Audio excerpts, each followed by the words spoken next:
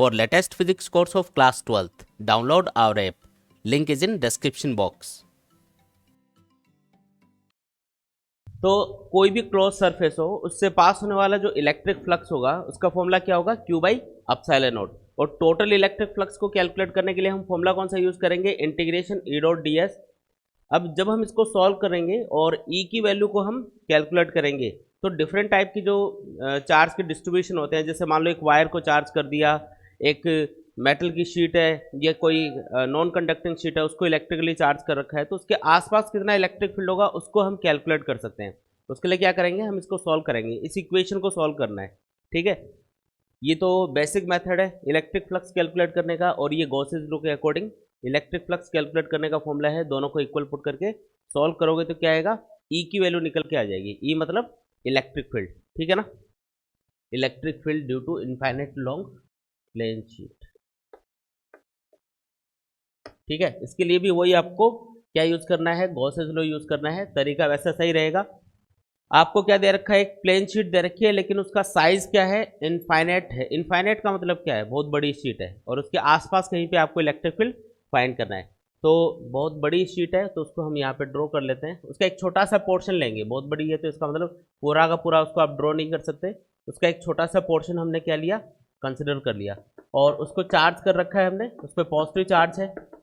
कैसा चार्ज है इसके ऊपर, पॉजिटिव, और इस पॉजिटिव चार्ज की वजह से इसके आसपास एक इलेक्ट्रिक फील्ड प्रोड्यूस होगा। इसमें चार्ज की एक सिंगल लेयर हम कंसिडर कर रहे हैं। अगर इसकी जगह कंडक्टिंग शीट होती, मेटल की शीट होती, तो चार्ज उसके आउटर सरफेस पे आ जाता, तो दो लेयर बनती। चाहे कितनी भी पतली शीट हो, मेटल की अगर शीट होती तो एक तो उसके भाई इधर चार्ज होता, इस वाले जैसे ये शीट है तो एक तो इधर चार्ज होता और एक इधर चार्ज होता। ये सिर्फ कंडक्टिंग शीट या मेटल शीट के लिए होगा। अगर नॉन कंडक्टिंग शीट है या किसी क्वेश्चन में आपको बोला नहीं गया है कि ये किस टाइप की शीट है, तो आपको उसको क्या कंसिडर करना है, नॉन कंडक्टिंग। और नॉन कंडक्टिंग शीट में जहाँ पे चार्ज है वहीं पे रहता है, तो इसमें सिंगल लेयर हम चार्ज की कंसिडर करते हैं। ये दोनों में डिफरेंस है, याद रखना। ये कंडक्टिंग शीट बोलते हैं दो लेयर बन जाएंगी ये, है ना, तो इलेक्ट्रिक फील्ड डबल हो जाएगा फिर। ठीक है, चलो अपन लास्ट में देख लेंगे इसको।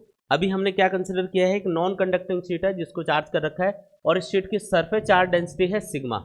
सरफेस चार्ज डेंसिटी का मतलब charge per unit area is called surface charge density.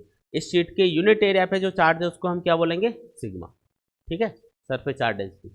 आपको इस शीट से परपेंडिकुलर आर डिस्टेंस के ऊपर, कितना डिस्टेंस पे, आर डिस्टेंस पे ये कोई पॉइंट दे रखा है पी, है ना, और यहाँ पे इलेक्ट्रिक फील्ड बताना है कितना डिस्टेंस पे ये पॉइंट है, आर डिस्टेंस पे पॉइंट है। तो तरीका वही रहेगा अपना। सबसे पहली स्टेप क्या होगी, इस पी पॉइंट से पास होने वाला एक क्लोज सरफेस हमको कंसिडर करना है। अब किस टाइप की सरफेस लें, तो अगेन यहाँ पे अगर हम एक सिलेंड्रिकल सरफेस लेते हैं तो थोड़ा कैलकुलेशन इजी रहेगी। ठीक है, तो इस पी पॉइंट से पास होने वाला अपन क्या करेंगे, एक सिलेंडर कंसिडर करेंगे। सिलेंडर का हाफ पोर्शन शीट के एक साइड में रहेगा, और बाकी का जो हाफ पोर्शन है वो इसको क्रॉस करता हुआ, जैसे इसके आर पार इसको क्रॉस करता हुआ दूसरी साइड में बाहर निकलेगा। कहाँ से बाहर निकलेगा, दूसरी साइड से इधर से बाहर निकल जाएगा। यानी कि हाफ पोर्शन ये है, हाफ पोर्शन इधर होगा, तो total length of the cylinder कितनी हो गई, सिलेंडर की टोटल लेंथ कितनी है, ये आर है तो इधर भी आर होगा ना, कितना हुआ, टोटल कितना हुआ, अरे बोलो, 2r हुआ ना। तो 2r लेंथ का सिलेंडर हमने यहाँ पे कंसिडर किया है। ये लो जी, समझ में आया, आर डिस्टेंस ये होगी, आर डिस्टेंस ये होगी, और ये जो पोर्शन है जो सिलेंडर शीट का काटता हुआ जाएगा, ये वाला जो पोर्शन है, इसका एरिया कितना होगा, तो इस सिलेंडर का जो सर्कुलर पोर्शन का एरिया है, इनका जो एरिया है उसी के बराबर होगा। मान लो कि ये एरिया है ए, तो ये भी ए होगा और ये भी क्या होगा, ए होगा। मतलब ये वाला एरिया, ये वाला एरिया और ये वाला एरिया क्या रहेगा, सेम रहेगा। समझ में आई क्या बात। तो हमने क्या किया, पी पॉइंट से पास होने वाला एक सिलेंडर कंसिडर कर लिया। ठीक है, जिसके एक सर्कुलर पोर्शन के ऊपर ये पी पॉइंट है। अब वापस से वही काम करो कि एरिया वेक्टर और इलेक्ट्रिक फील्ड के बीच का एंगल कितना होगा। जैसे ये पहली सरफेस है तो इसके लिए एरिया वेक्टर की डायरेक्शन होगी सरफेस के परपेंडिकुलर आउटवर्ड। ये जो एरिया है इसकी डायरेक्शन इधर लेंगे, एन कैप से मैं इसको रिप्रेजेंट कर रहा हूँ। एन कैप का मतलब क्या है, नॉर्मल यूनिट वेक्टर जो डायरेक्शन बता रहा है। अब इलेक्ट्रिक फील्ड कौन से डायरेक्शन में लेना है, तो शीट पे कौन सा चार्ज है, पॉजिटिव चार्ज है, और पॉजिटिव चार्ज की वजह से इलेक्ट्रिक फील्ड हमेशा आउटवर्ड डायरेक्शन में होता है। तो शीट के परपेंडिकुलर, जैसे शीट है तो इसके परपेंडिकुलर दोनों साइड में आउटवर्ड डायरेक्शन में इलेक्ट्रिक फील्ड होगा। तो अगर मैं इस पॉइंट पे चेक करूंगा तो इलेक्ट्रिक फील्ड शीट के परपेंडिकुलर इधर आउटवर्ड, मतलब कि आपको कुछ ऐसे देखो परपेंडिकुलर आउटवर्ड इस डायरेक्शन में मिलेगा, शीट के परपेंडिकुलर आउटवर्ड। और आप क्या देख रहे हो कि इलेक्ट्रिक फील्ड और एरिया वेक्टर के बीच का एंगल कितना बन गया, 0 डिग्री। आया समझ में। और इसी तरीके से इस वाले पोर्शन को देखो तो यहाँ पे एरिया वेक्टर की डायरेक्शन होगी सरफेस के परपेंडिकुलर आउटवर्ड, एन कैप से रिप्रेजेंट कर दिया। और उसके बाद में इलेक्ट्रिक फील्ड किधर होगा, तो शीट के परपेंडिकुलर आउटवर्ड, यानी कि इस शीट के परपेंडिकुलर आउटवर्ड मतलब इस डायरेक्शन में आपको यहाँ पे दिखा देते हैं, शीट के परपेंडिकुलर आउटवर्ड इसी डायरेक्शन में आपको इलेक्ट्रिक फील्ड की डायरेक्शन कंसिडर करनी है। तो इलेक्ट्रिक फील्ड की डायरेक्शन और एरिया वेक्टर की डायरेक्शन क्या हो गई, सेम। तो थीटा क्या रहेगा, 0 डिग्री रहेगा। अगर मैं बात करूँ इस कर्व्ड सरफेस की, है ना, ये जो कर्व्ड सरफेस हमने ली है तो इसके ऊपर एक छोटा सा एरिया एलिमेंट ले लो, ये ले लिया हमने ds। इसकी डायरेक्शन क्या होगी, तो सरफेस के परपेंडिकुलर आउटवर्ड, सरफेस के परपेंडिकुलर आउटवर्ड इसकी डायरेक्शन लेनी है, एन कैप से रिप्रेजेंट करेंगे। और इलेक्ट्रिक फील्ड तो हमेशा शीट के परपेंडिकुलर आउटवर्ड डायरेक्शन में होगा ऐसे। तो इलेक्ट्रिक फील्ड और एरिया एलिमेंट इनके बीच का एंगल कितना बन गया, 90 डिग्री। तो थीटा कर्व्ड सरफेस के लिए कितना होगा, 90 डिग्री होगा। ये बात समझ में आई क्या, समझने वाला काम इतना ही है, बाकी तो छोटी सी कैलकुलेशन करेंगे। अब अगर आपको एक शीट दे रखी है और उस शीट को यूनिफॉर्मली चार्ज कर रखा है, अगर उस पर पॉजिटिव चार्ज है तो इलेक्ट्रिक फील्ड किधर होगा, हमेशा शीट के परपेंडिकुलर आउटवर्ड डायरेक्शन में होगा दोनों साइड में। जो सिलेंडर हमने लिया है उसके लिए फर्स्ट पोर्शन के लिए जो थीटा है वो 0 है, सेकेंड पोर्शन के लिए थीटा कितना है, 0, और थर्ड जो कर्व्ड सरफेस है इसके लिए कितना हो गया, 90। ठीक है, अब हम जो गॉसेस लॉ है उसको अप्लाई करेंगे। गॉसेस लॉ के according integration E dot D S it should be equals to Q in upon epsilon naught. ठीक है, चलो सॉल्व करते हैं। वापस से इस इंटीग्रेशन को 3 पार्ट्स में डिवाइड करके लिखेंगे क्योंकि तीनों पार्ट्स के लिए थीटा अलग अलग है। पहले पार्ट के लिए क्या लिखना है, ई डी एस कॉस और 0, क्योंकि थीटा 0 है ना। सेकेंड पार्ट के लिए क्या लिखोगे, ई डी एस कॉस 0, और थर्ड पार्ट के लिए क्या लिखना है, ई डी एस कॉस 90 लिखना है। इक्वल टू क्या आएगा, Q in upon epsilon naught. ठीक है, अभी वैल्यू पुट करेंगे क्यू इन की, कॉस 90 कितना, 0, तो ये वाली पूरी टर्म 0 हो गई। ठीक है, अच्छा जब भी आप इसको 3 पार्ट्स में लिखो ना तो इंटीग्रेशन के ऊपर ये सर्कल वाला सिंबल नहीं लगाना है, ये सिर्फ यही लगेगा क्योंकि ये क्लोज सरफेस को डिफाइन करता है। जब आपने इसको 3 टुकड़ों में डिवाइड कर लिया तो अब ये क्लोज सरफेस नहीं है, अब एक सर्कुलर पोर्शन है, दूसरा सर्कुलर पोर्शन है, तीसरा कर्व्ड सरफेस है, तो क्लोज सरफेस इनमें कोई सी भी नहीं है। क्लोज का मतलब चारों तरफ से बंद होनी चाहिए। ठीक है, ये वाला जो सरफेस है ये इस शीट से कितना डिस्टेंस पे है, r डिस्टेंस पे, तो इसके हर एक पॉइंट पे इलेक्ट्रिक फील्ड क्या होगा, सेम होगा, और उतना ही इलेक्ट्रिक फील्ड इस वाली सरफेस पे होगा क्योंकि ये वाली सरफेस भी शीट से कितना डिस्टेंस पे है, r डिस्टेंस पे। तो जितना इस सरफेस पे इलेक्ट्रिक फील्ड है उतना ही यहाँ पे है, यानी कि इलेक्ट्रिक फील्ड यहाँ पर वहाँ पे बराबर ही होगा। तो जो इलेक्ट्रिक फील्ड यहाँ पे ई लिखना है ना अपन पहली सरफेस के लिए और दूसरी सरफेस के लिए, वो बराबर भी है और कांस्टेंट भी है। ठीक है, तो ई को बाहर लिख लिया, पहली सरफेस के लिए इंटीग्रेशन ds आएगा, cos 0 1 हो गया। वापस से यहाँ पे क्या लिखेंगे, ई को बाहर लिखेंगे, ये ई और ई सेम ही है, मैग्नीट्यूड सेम है इन दोनों का, और अंदर क्या बचेगा, सिर्फ ds बचेगा, cos 0 डिग्री 1 हो गया, इक्वल टू क्या आएगा, Q in upon epsilon not आएगा। ठीक है, अब ये जो इंटीग्रेशन ds है फॉर द फर्स्ट सरफेस, ये क्या लिखना है अपन को, integration ds for the first surface क्या लिखेंगे, पहली सरफेस के लिए अगर मैं एक छोटा एलिमेंट लेता तो उसको ds बोलता है, ऐसे ds, और पूरी सरफेस का अगर इंटीग्रेशन करेंगे, इंटीग्रेशन ds करेंगे तो कितना आएगा, ये a के बराबर आएगा क्योंकि इस सरफेस का टोटल एरिया तो हमने a मान रखा है ना, जितना भी है भाई जो भी एरिया है उसको a मान रखा है तो a आएगा। यहाँ पे भी वही करना है, इस वाली सरफेस के लिए भी इस सरफेस का एरिया कितना है, a के बराबर है, तो क्या लिखोगे, e इंटू और इंटीग्रेशन ds लिखा जाएगा a। समझ में आया क्या, क्यू इन को क्या लिखना है, अब क्यू इन की बात करते हैं। देखो जो शीट अपन ने कंसिडर की है वो एक यूनिफॉर्मली चार्ज शीट है और इसकी सरफेस चार्ज डेंसिटी है sigma equals to Q by A. तो इस एरिया ए पे चार्ज कितना होगा, क्यू कितना होगा, तो क्यू इक्वल्स टू क्या लिखोगे, सिग्मा इंटू ए लिखोगे, तो सिग्मा इंटू ए चार्ज होगा इसके ऊपर डिवाइडेड बाई अपसाइलन नॉट। दोनों साइड में ये जो ए है ये तो कैंसिल हो जाएगा। ठीक है, और क्या बचेगा इधर, ई प्लस ई यानी 2e इक्वल टू क्या आएगा, सिग्मा अपॉन अपसाइलन नॉट। ठीक है, और ई इक्वल्स टू क्या लिख सकते हो, sigma upon two epsilon not. समझ में आया क्या? अगर एक नॉन कंडक्टिंग शीट है, उसको हमने यूनिफॉर्मली चार्ज कर रखा है, उसकी सरफेस चार्ज डेंसिटी है सिग्मा, तो उसके आसपास आर डिस्टेंस पे इलेक्ट्रिक फील्ड कितना होगा? Sigma upon two epsilon not. और यहाँ पे आपने गौर किया क्या आर आ ही नहीं रहा है फॉर्मूले में? आपने आर डिस्टेंस पे इलेक्ट्रिक फील्ड फाइंड किया है शीट के परपेंडिकुलर आर डिस्टेंस पे, लेकिन फॉर्मूले में आर नहीं आता। इसका मतलब जो इलेक्ट्रिक फील्ड है वो आर यानी डिस्टेंस पे डिपेंड ही नहीं करेगा। मतलब अगर मैं इसका एक ग्राफ ड्रॉ करूँ कि इलेक्ट्रिक फील्ड डिस्टेंस के साथ में कैसे चेंज होगा, तो ग्राफ कैसा बनेगा? एक कांस्टेंट लाइन, मतलब एक ऐसा ग्राफ मिलेगा जो ये रिप्रेजेंट करेगा कि आर चाहे कितना भी हो, आर की वैल्यू चाहे कुछ भी हो, इलेक्ट्रिक फील्ड हमेशा कांस्टेंट रहेगा। ये कैसे पॉसिबल है कि आप शीट के पास में भी उतना ही इलेक्ट्रिक फील्ड होगा और बाद दूर जाओगे तो भी इतना ही होगा? शीट का साइज हमने क्या लिया है? इनफाइनाइट। मतलब शीट बहुत बहुत ज़्यादा बड़ी है और उसके आसपास कहीं पे आप इलेक्ट्रिक फील्ड फाइंड कर रहे हो। जैसे सपोज करो ये बोर्ड है ना?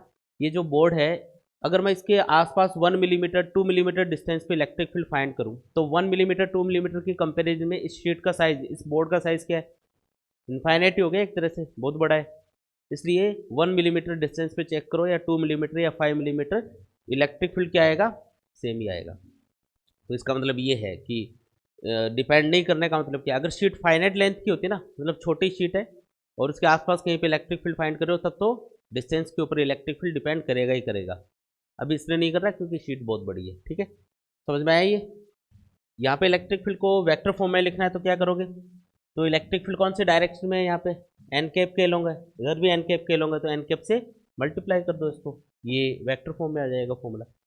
न्यूमेरिकल्स में तो सीधा अपन को अप्लाई करना है sigma upon two epsilon not, ये फॉर्मूला लगेगा। ठीक है, एन कैप वगैरह लिखने की जरूरत नहीं है, तो वेक्टर फॉर्म में लिखते हैं इसलिए लिख देते हैं। अगर ये शीट कंडक्टिंग शीट होती तो क्या डिफरेंस होता है?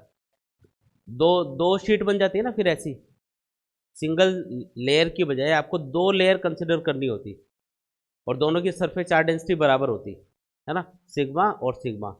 तो एक शीट का इलेक्ट्रिक फील्ड इतना आता है, तो 2 का कितना होता? इसको 2 से मल्टीप्लाई कर दो, आंसर क्या आएगा? Sigma upon epsilon not. बस कंडक्टिंग शीट के लिए इतना याद रखना है कि इसमें डबल लेयर कंसिडर करेंगे तो आंसर होगा सिग्मा अपॉन अपसाइलन नॉट। अगर नॉन कंडक्टिंग शीट है और अगर क्वेश्चन में बोला हुआ नहीं है तो मतलब नॉन कंडक्टिंग ही उसको कंसिडर करना है। फॉर्मूला हमेशा क्या लगेगा? Sigma upon two epsilon not लगाना है। ठीक है, अब इसमें एक स्पेशल केस होता है, यहां तक कोई डाउट है तो पूछ लो। स्पेशल केस ये है कि हो सकता है कि आपके पास में 2 नॉन कंडक्टिंग शीट है जिन पे सेम टाइप का चार्ज है या अपोजिट टाइप का चार्ज है, और उनको हमने क्या किया? बिल्कुल पास पास रखा हुआ है। किस टाइप की शीट है हमारे पास? 2 नॉन कंडक्टिंग शीट है, कंडक्टिंग शीट नहीं, 2 नॉन कंडक्टिंग शीट है और उनको हमने पास पास रखा हुआ है। पहला केस ये है, देखो ध्यान से देखो, पहला केस क्या है कि दोनों शीट को, ये इनफाइनाइटली लॉन्ग शीट कंसिडर की जा रही है, बहुत बड़ी है, और पहले केस में हमने 2 शीट जिन पे सेम टाइप का चार्ज है उनको पास पास रखा हुआ है, दोनों शीट पे पॉजिटिव चार्ज है। ठीक है, अब आपको इसके लिए जो पहला केस है वो मैं आपको बता रहा हूँ, ये फर्स्ट केस है। ठीक है, इसके लिए 3 जगह पे इलेक्ट्रिक फील्ड फाइंड करके देखना है, एक तो इन दोनों शीट के बाहर और एक इनके बीच में। ये पहला पॉइंट है, ये दूसरा पॉइंट है और ये तीसरा पॉइंट है। दोनों जो शीट है उनकी सरफेस चार्ज डेंसिटी मान लेते हैं सिग्मा 1 और सिग्मा 2, बराबर भी हो सकती है अलग अलग भी हो सकती है, तो सिग्मा 1 सिग्मा 2 एक बार कंसिडर कर लिया। पहली शीट के लेफ्ट साइड में है ना, उधर उधर जो पॉइंट है, सबसे पहले उस पर इलेक्ट्रिक फील्ड फाइंड करके देखते हैं। तो पहली शीट पे पॉजिटिव चार्ज है, इसकी वजह से इस पॉइंट पे इलेक्ट्रिक फील्ड कौन सी डायरेक्शन में आएगा? Outward direction. तो शीट के परपेंडिकुलर आउटवर्ड डायरेक्शन में इधर हमको इलेक्ट्रिक फील्ड की डायरेक्शन कंसिडर करनी है, ये E1 की डायरेक्शन होगी, इस शीट की वजह से इलेक्ट्रिक फील्ड इधर होगा। और कितना होगा वो भी लिख लेते हैं, E1 equals to sigma 1 upon 2 epsilon naught. Formula क्या है? Sigma upon 2 epsilon naught, sigma की जगह क्या पुट करना है? सिग्मा 1, है ना। दूसरी शीट के लिए बताओ, इस पे पॉजिटिव चार्ज है, इसका इलेक्ट्रिक फील्ड भी इधर किधर होगा? आउटवर्ड डायरेक्शन में आएगा, तो शीट के परपेंडिकुलर आउटवर्ड डायरेक्शन में इधर इलेक्ट्रिक फील्ड कंसिडर करना है। तो ये हो गया E2। क्या दोनों की डायरेक्शन सेम है? ऐड होंगे, है ना। E2 कितना होगा? सिग्मा 2 अपॉन 2 अपसाइलन नॉट, और दोनों ऐड होंगे तो नेट इलेक्ट्रिक फील्ड कितना मिलेगा? E1 plus E2। समझ में आया क्या? तो दोनों को ऐड कर लो, ऐड करोगे तो क्या आएगा? देखो 2 अपसाइलन नॉट तो कॉमन ही आ जाएगा, अगर ऐड करोगे तो आंसर क्या बना? E1 plus E2 equals to sigma 1 plus sigma 2 divided by 2 epsilon naught. ठीक है, अगर मैं इधर पॉइंट लूँ तो ये तो फर्स्ट पॉइंट मान लो, ये सेकंड और ये थर्ड पॉइंट पे बताओ। तो थर्ड पॉइंट, अच्छा डिस्टेंस कोई मैटर नहीं करेगी यहाँ पे कि वो पॉइंट पहली शीट के पास में है दूसरी शीट से दूर है, क्योंकि डिस्टेंस का तो कोई रोल ही नहीं है यहाँ पे, शीट इनफाइनाइट लार्ज होती है तब।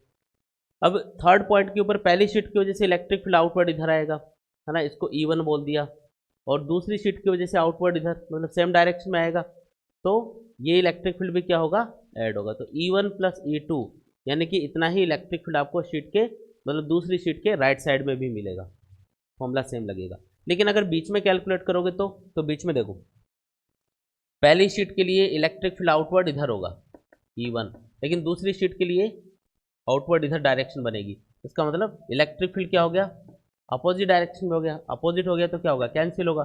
तो जो ज़्यादा है उसमें से कम वाला माइनस कर लेंगे। जैसे मान लो सिग्मा 1 ज़्यादा है सिग्मा 2 से, तो E1 ज़्यादा होगा E2 से, और उस कंडीशन में E1 माइनस E2 करना होगा हमको, ठीक है।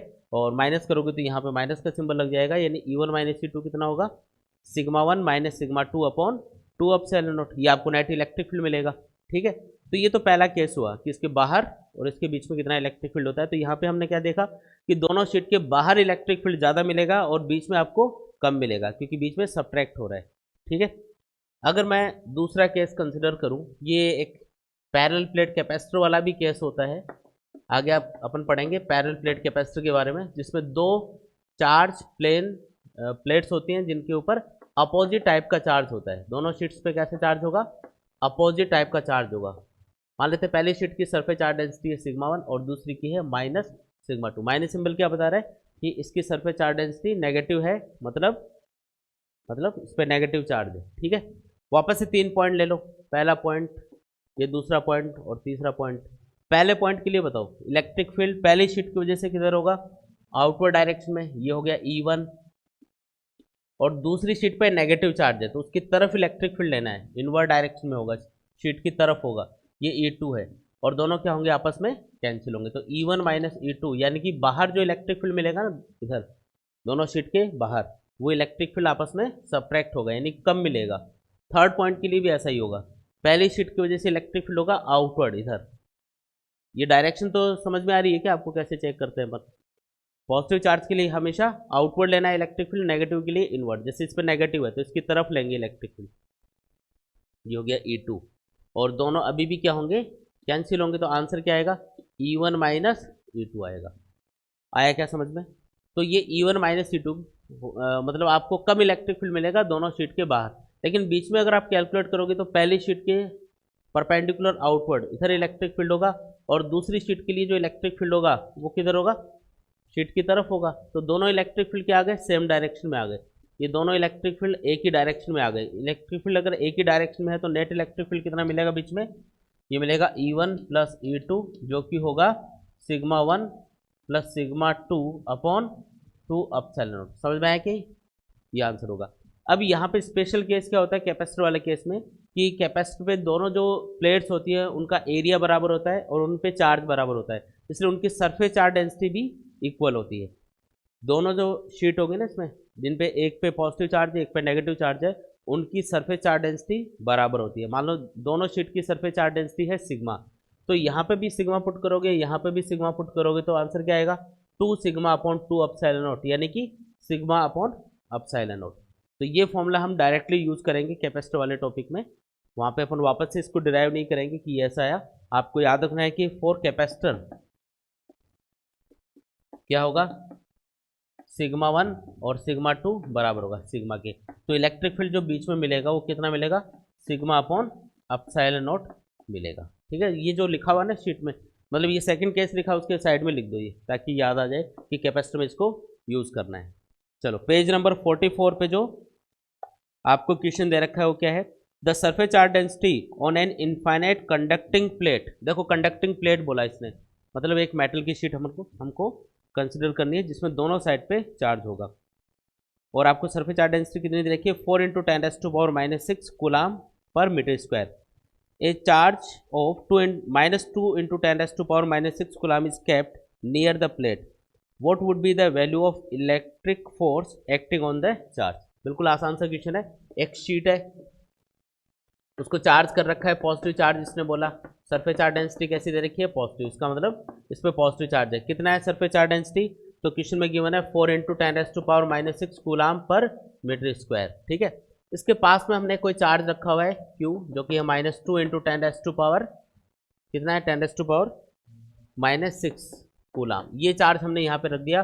पूछा है कि इस पर कितना इलेक्ट्रिक फोर्स लगेगा। कर सकते हो क्या कैलकुलेट? तो इसको कैसे कैलकुलेट करोगे? सबसे पहले तो ये देखो कि इस पॉइंट पे जो चार्ज रखा है उस पर फोर्स लगेगा क्यों? वो इसलिए लगेगा क्योंकि ये शीट एक इलेक्ट्रिक फील्ड प्रोड्यूस करेगी चारों तरफ, इसमें ये रखा हुआ है। और फोर्स का फॉर्मूला क्या होता है, F = Q × E। F = क्या होता है, Q × E। अब Q हमको दे ही रखा है ना, नेगेटिव चार्ज है तो इस पर जो फोर्स लगेगा वो शीट की तरफ लगेगा, क्योंकि ये पॉजिटिव चार्ज क्या करेगा, इस नेगेटिव चार्ज को अट्रैक्ट करेगा। तो फोर्स की डायरेक्शन तो हमको पता चली गई, इस डायरेक्शन में फोर्स लगेगा, कितना लगेगा, Q × E। अगर हम इस पॉइंट पे जहाँ पे चार्ज को रखा हुआ है वहाँ पे इलेक्ट्रिक फील्ड पता कर ले तो फोर्स कैलकुलेट कर सकते हैं। अब ये डिस्टेंस तो हमको गिवन है नहीं, अगर डिस्टेंस गिवन नहीं है तो क्या सॉल्व कर सकते हो क्या? इसको कर सकते हो, क्योंकि डिस्टेंस का कोई रोल ही नहीं होता। आपको बताया था जब तक शीट का साइज नहीं दे रखा हो, है ना, तब तक आप उसको इनफाइनाइट शीट ही कंसिडर करोगे। अच्छा, शीट कैसी थी, कंडक्टिंग, तो इस पर 2 लेयर बनेंगे ना चार्ज की, पीछे भी चार्ज होगा ऐसे। तो यहाँ पे जो इलेक्ट्रिक फील्ड होगा उसको क्या लिखेंगे, σ/ε। कंडक्टिंग शीट के लिए आएगा σ/ε। ठीक है, तो फोर्स का फॉर्मूला हो गया Q × σ/ε। क्या सारी चीज़ें गिवन है? चार्ज कितना लेना है, 2 × 10⁻⁻⁶। नेगेटिव सिंबल सिर्फ इसके नेचर बता रहा है, सॉल्व करो तो माइनस लगाना जरूरी नहीं, सिर्फ मैग्नीट्यूड कैलकुलेट करना है फोर्स का। सिग्मा कितना है, 4 × 10⁻⁻�6 डिवाइडेड बाई क्या करना है, 8.85 × 10⁻⁻12। कर लोगे सॉल्व? अरे बोलो कितना आएगा? हाँ, ये आंसर आएगा सॉल्व करने पे F = 0.9 न्यूटन, बिल्कुल सही।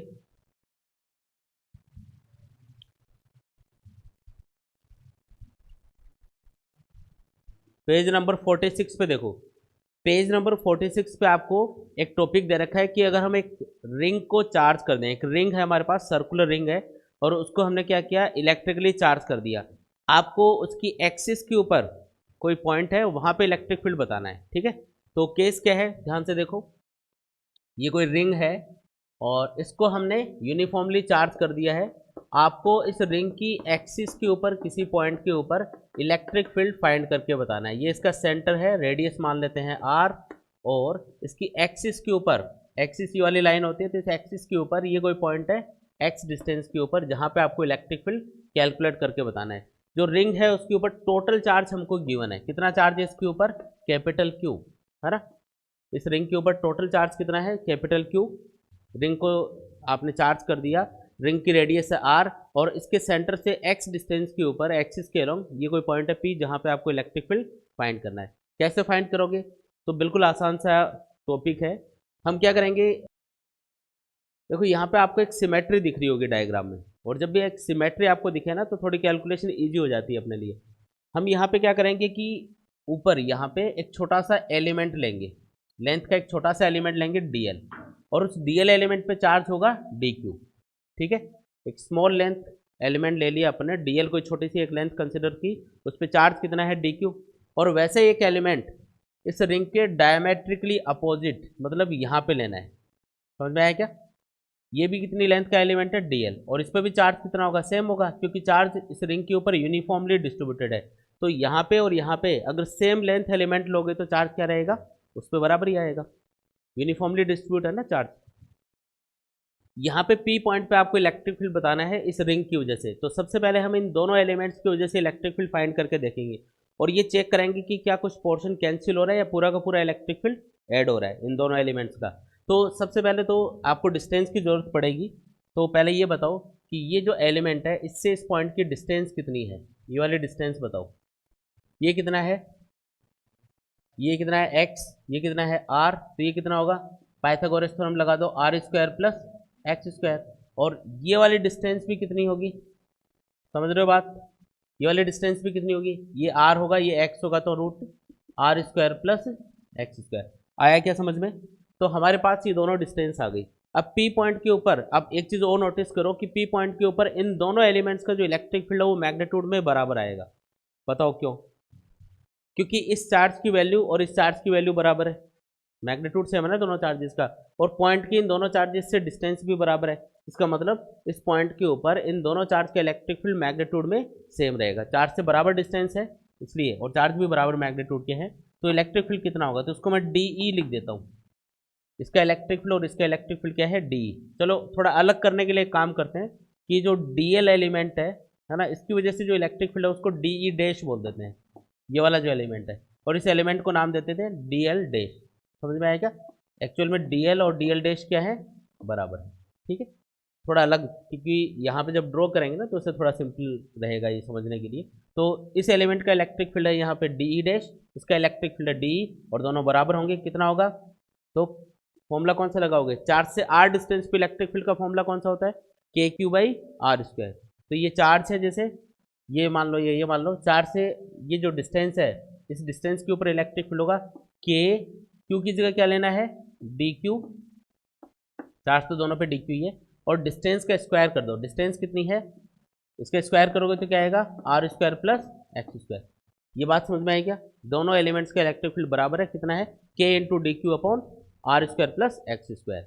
अब डायरेक्शन बताओ इलेक्ट्रिक फील्ड की, तो इस पॉइंट पे इस पॉजिटिव चार्ज की वजह से, यहाँ पे जो पॉजिटिव चार्ज होगा उसकी वजह से इलेक्ट्रिक फील्ड किधर होगा, आउटवर्ड डायरेक्शन में होगा ना। अरे बोलो, पॉजिटिव चार्ज की वजह से इलेक्ट्रिक फील्ड किधर होता है, आउटवर्ड होता है, तो ये जो इलेक्ट्रिक फील्ड होगा ये आउटवर्ड डायरेक्शन में होगा, ये डी ई के डायरेक्शन है, और इस पॉजिटिव चार्ज की वजह से इलेक्ट्रिक फील्ड आउटवर्ड डायरेक्शन में इधर होगा। समझ में आ रहा है? ये क्या आएगा, डी ई डे।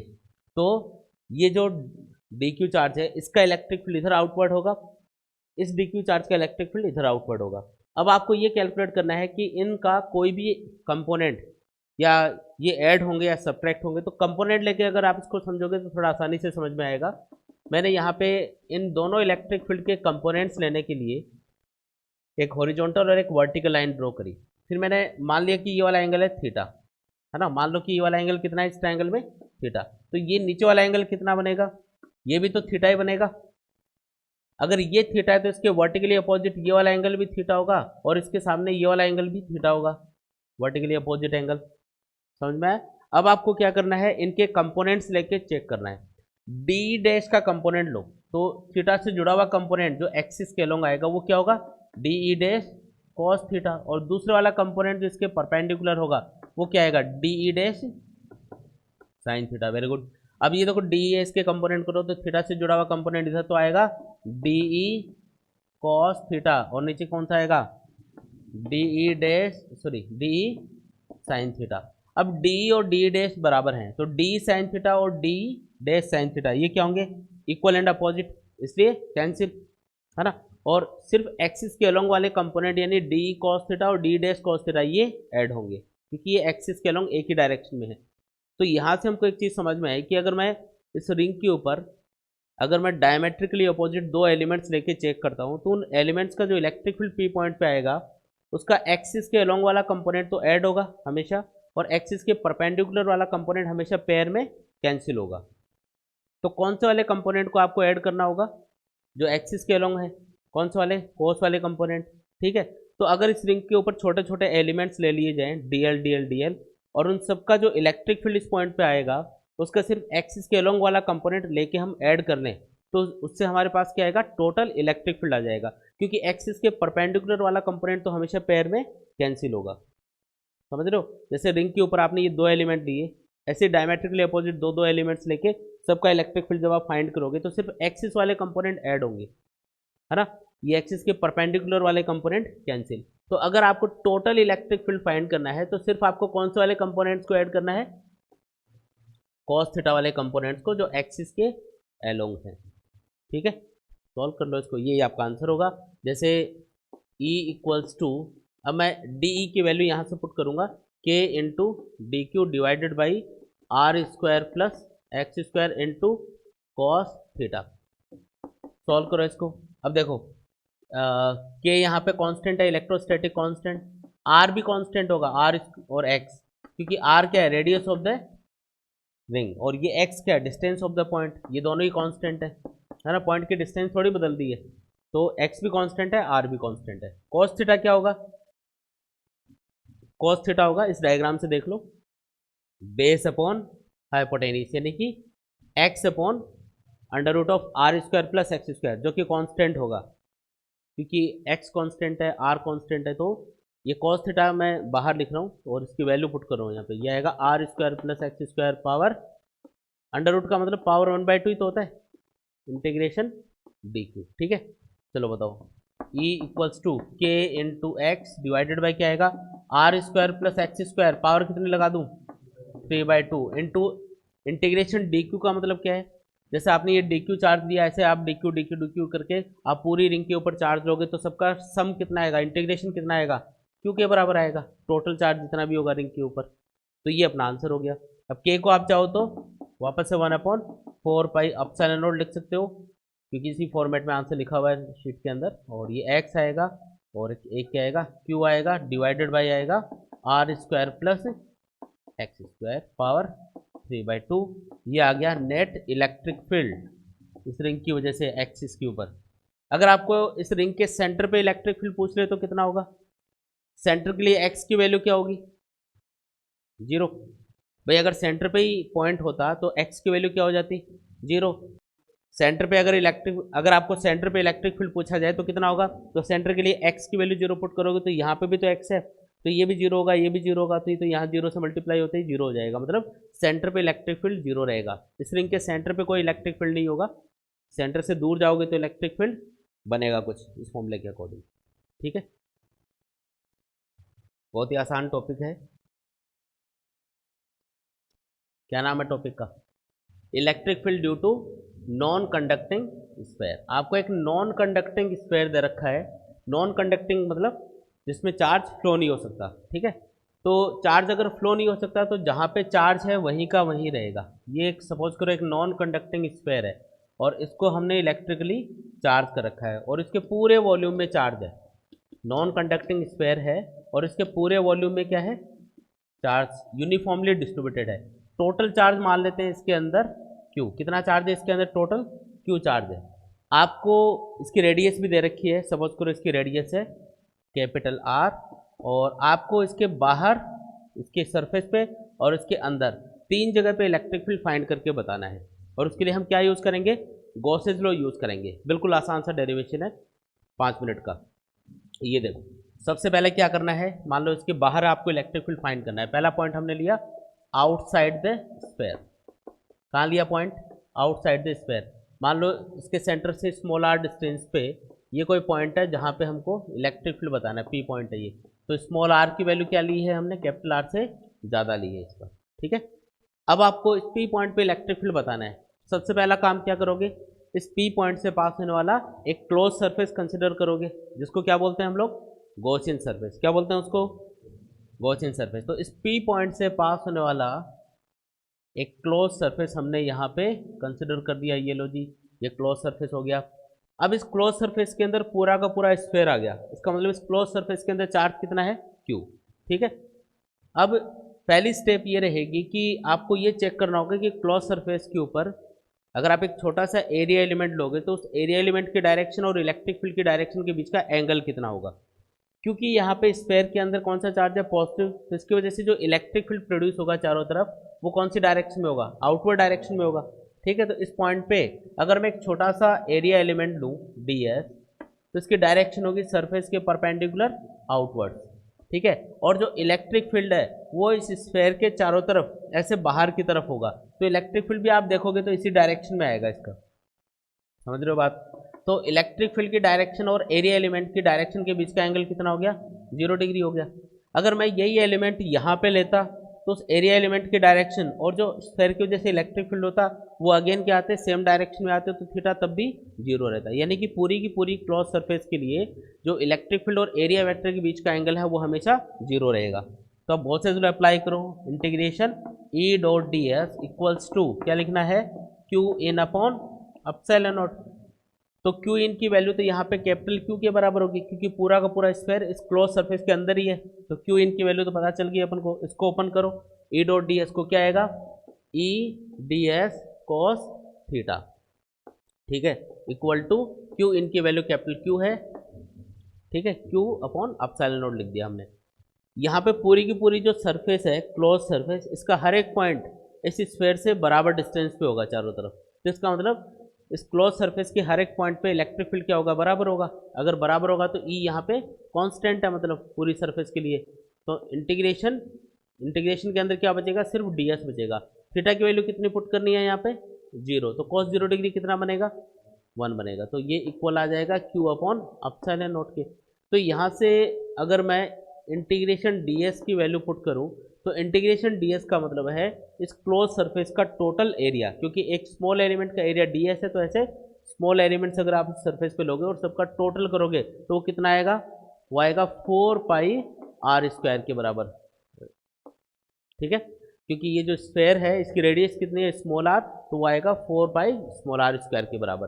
ठीक है, ये आएगा q अपॉन एप्सिलॉन नॉट के इक्वल। और जब आप इसको सॉल्व करोगे तो आंसर क्या आया, q upon 4 pi epsilon naught r square. समझ में आया क्या, क्या समझ में आया कि अगर कोई भी नॉन कंडक्टिंग स्फेयर है और उसके बाहर अगर कोई पॉइंट है तो वहाँ पे इलेक्ट्रिक फील्ड कितना होगा, E equals to Q upon 4 pi epsilon naught r square. थोड़ा सिंपल करके लिखोगे तो उसको के क्यू अपॉन r स्क्वायर भी लिख सकते हो। याद है किसी भी पॉइंट चार्ज की वजह से जो इलेक्ट्रिक फील्ड होता है ना r डिस्टेंस पे, उसका भी यही फॉर्मूला होता है।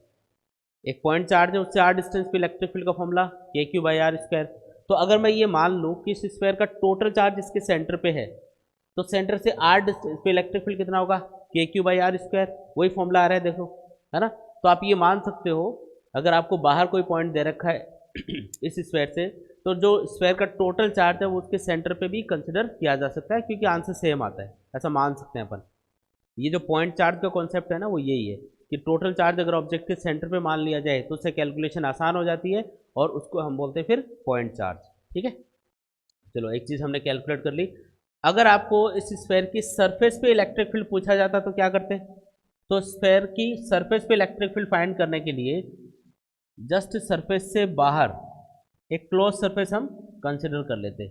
और ये जो सरफेस होती है इसकी रेडियस कितनी होती, ये जो आप एक स्फेयर एज्यूम करते हैं ना, इस नॉन कंडक्टिंग स्फेयर के बाहर इसकी रेडियस कितनी होती है, ये कैपिटल आर के बराबर होती। तो उस कंडीशन में बाकी पूरी कैलकुलेशन सेम रहती। बस यहाँ पे जो आपने इंटीग्रेशन ds की value 4 pi small r square put करी थी उसकी जगह क्या था, 4 pi capital r square. Small r की जगह कैपिटल r आता। तो अगर सरफेस पे इलेक्ट्रिक फील्ड पूछा जाता, electric field at the surface, तो पूरा का पूरा ये पूरा प्रोसीजर सेम होता, बस यहाँ पे स्मॉल r की जगह कैपिटल r पुट करते। तो आंसर क्या बनता, Q upon 4 pi epsilon not capital R square, या फिर क्या लिख सकते हो, के Q by capital R square. बात समझ में आई क्या। तो सरफेस पे इतना इलेक्ट्रिक फील्ड आपको मिलता। आ रहा है समझ में। अब हम ये कैलकुलेट करके देखेंगे कि इसके अंदर कितना इलेक्ट्रिक फील्ड होगा, फिर एक ग्राफ ड्रॉ करके देखेंगे, कंपेरिजन हो जाएगा कि कहाँ पे ज़्यादा है। तो अब आपको इस स्फीयर के अंदर किसी पॉइंट पे इलेक्ट्रिक फील्ड फाइंड करके देखना है। सरफेस पे देख लिया, बाहर देख लिया, अब इसके अंदर इलेक्ट्रिक फील्ड फाइंड करके देखेंगे।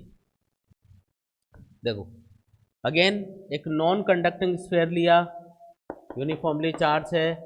इस बार जो पॉइंट होगा जहाँ पे इलेक्ट्रिक फील्ड बताना है वो इस नॉन कंडक्टिंग स्फीयर के अंदर होगा। मान लो इसकी रेडियस है कैपिटल आर, ठीक है जी, और इसके सेंटर से स्मॉल आर डिस्टेंस पे ये कोई पॉइंट है जहाँ पे इलेक्ट्रिक फील्ड फाइंड करना है। टोटल चार्ज कितना है स्फीयर के अंदर, कैपिटल क्यू। ठीक है, अब आपको सबसे पहला काम क्या करना है, जिस पॉइंट पे इलेक्ट्रिक फील्ड फाइंड करना है उस पॉइंट से पास होने वाला एक क्लोज सरफेस हम कंसिडर करेंगे। तो ये ले लिया क्लोज सरफेस, आया समझ में। अब ये जो क्लोज सरफेस है इसके अंदर कितना चार्ज है वो हमको कंसिडर करना है। ये जो क्लोज सरफेस हमने ली इसके अंदर कितना चार्ज है, क्योंकि इसके बाहर जो चार्ज छूट गया उससे हमको मतलब नहीं है। जब गॉसेस लॉ अप्लाई करते हैं तो क्लोज सरफेस के अंदर कितना चार्ज होता है हमको सिर्फ उसी से मतलब होता है।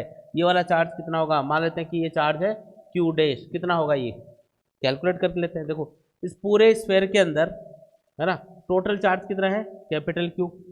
स्फेयर का वॉल्यूम कितना होता है, 4/3 पाई आर क्यूब, है ना, यही होता है क्या। इस पर टोटल चार्ज कितना है, कैपिटल क्यू। इस स्फेयर का वॉल्यूम कितना, 4/3 पाई आर क्यूब। इस पर चार्ज कितना है, कैपिटल क्यू। यूनिट वॉल्यूम के अंदर चार्ज कितना होगा, तो यूनिट वॉल्यूम में चार्ज होगा Q upon 4/3 pi R cube. ठीक है, और अगर सिर्फ इतने से वॉल्यूम में आपको चार्ज कैलकुलेट करना है तो इसको इतने से वॉल्यूम से मल्टीप्लाई कर दो। अगर मुझे यूनिट वॉल्यूम का चार्ज पता है, यूनिट मतलब 1 मीटर क्यूब वॉल्यूम का चार्ज पता है, जो हमने कैलकुलेट कर लिया, टोटल चार्ज को टोटल वॉल्यूम से डिवाइड कर दिया तो क्या आ गया, यूनिट वॉल्यूम के अंदर चार्ज की वैल्यू आ गई। तो उसको मल्टीप्लाई कर लो किससे, इतने वॉल्यूम से। ये वाला वॉल्यूम कितना है, ये है 4/3 पाई स्मॉल आर क्यूब, है ना।